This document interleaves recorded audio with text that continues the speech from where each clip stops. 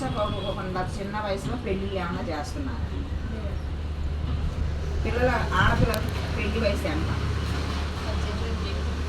21 వయసు వచ్చే వరకు చేయడానికి వీలు లేదు ఇప్పుడున్న పరిస్థితులను బట్టి.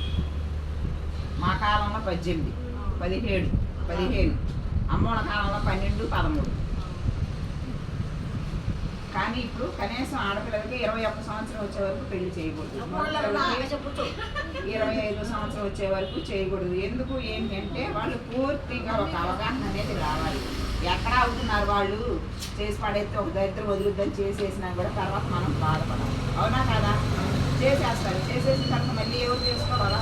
వాళ్ళ బాధ్యత మనమే కదా. ఏదో రోషాన్ని పోయి వేసాలు పోసేసుకున్నట్టుగా చేస్తాం, కానీ తర్వాత మళ్ళీ మనమే బాధపడాలి. కాబట్టి పెళ్లి వయసు వచ్చే వరకు వాళ్ళని ఆపి చదివిస్తే చదివించేయాలి. చదువు అవ్వట్లేదు అంటే ఏదో ఒక స్కిల్ నేర్పియాలి వాళ్ళకి.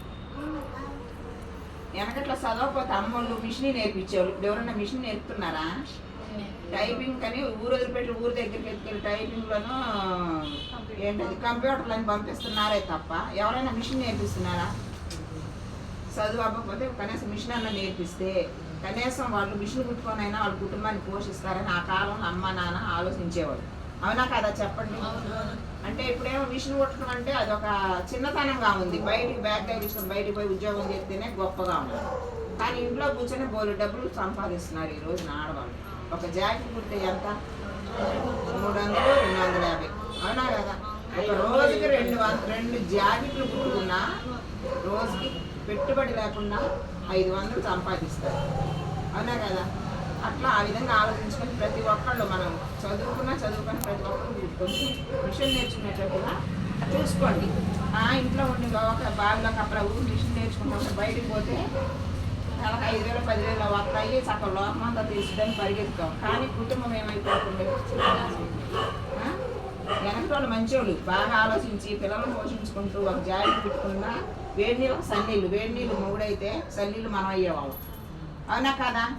ఇప్పుడు ఏ నీళ్ళు అయిపోతున్నాయి, పోసుకోలేకపోతున్నాయి. అవునా కదా? చెప్పండి. ఉన్న వాస్తవం అదే కదా. కాబట్టి ప్రతి ఒక్కళ్ళు పెళ్లి వయసు వచ్చే వరకు పిల్లల్ని జాగ్రత్తగా కాపాడుకోవాల్సిన బాధ్యత మనదే. వాళ్ళకి కొంచెం ఒక వయసు వచ్చాక వాళ్ళు మన మాట వినరు. మాట విన్నంత మాత్రాన పెళ్లి చేసేస్తే బతికినంతకాలం భజన.